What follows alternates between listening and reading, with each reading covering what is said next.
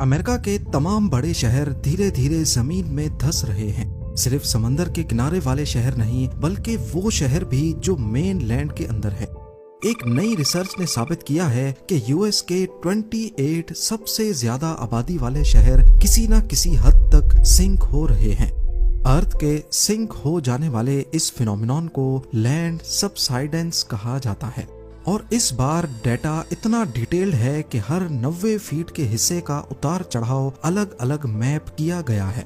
सबसे हैरत की बात यह है कि कुछ शहर एक जगह से नीचे जा रहे हैं तो दूसरी जगह से ऊपर उठ रहे हैं, और ये अनइवन मूवमेंट इमारतों और इंफ्रास्ट्रक्चर के लिए खतरनाक साबित हो सकता है।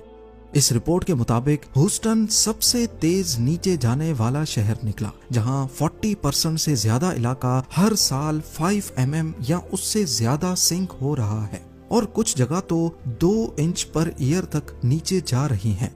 फोर्ट वर्थ और डैलस भी इस लिस्ट में पीछे नहीं। न्यूयॉर्क के LaGuardia airport, Las Vegas, Washington DC और सैन फ्रांसिस्को के कुछ एरियाज भी तेजी से सिंक हो रहे हैं। रिसर्च ने ये भी बताया है कि लैंड सबसाइडेंस का सबसे बड़ा रीजन ग्राउंड वाटर का निकलना है।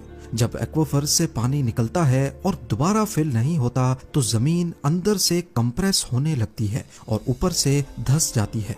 टेक्सास में तो ये मसला ऑयल और गैस की पंपिंग की वजह से और भी ज्यादा गंभीर है। कुछ शहरों में नेचुरल फोर्सेस की वजह से ये सब हो रहा है। जैसा कि 20,000 साल पहले ग्लेशियर्स नॉर्थ अमेरिका में थे, अब जब बर्फ चली गई है तो वो जगह आहिस्ता आहिस्ता नीचे जा रही है, जैसा कि न्यूयॉर्क, फिलाडेल्फिया, डेनवर और शिकागो वगैरह में।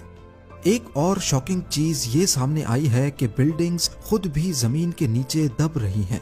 न्यूयॉर्क की 10 लाख से ज्यादा बिल्डिंग्स का प्रेशर भी इस सबसाइडेंस का हिस्सा बन रही है। और सबसे डेंजरस चीज डिफरेंशियल मोशन है, जब एक एरिया नीचे जा रहा हो और दूसरा उसके साथ में ऊपर उठ रहा हो। इसमें इमारतें टिल्ट होने लगती हैं, फाउंडेशन पे प्रेशर पड़ता है और स्ट्रक्चर अनस्टेबल हो जाता है। और सबसे खतरनाक बात यह है कि अभी तक एक्सपर्ट्स को इसका कोई खास सॉल्यूशन नजर नहीं आ रहा।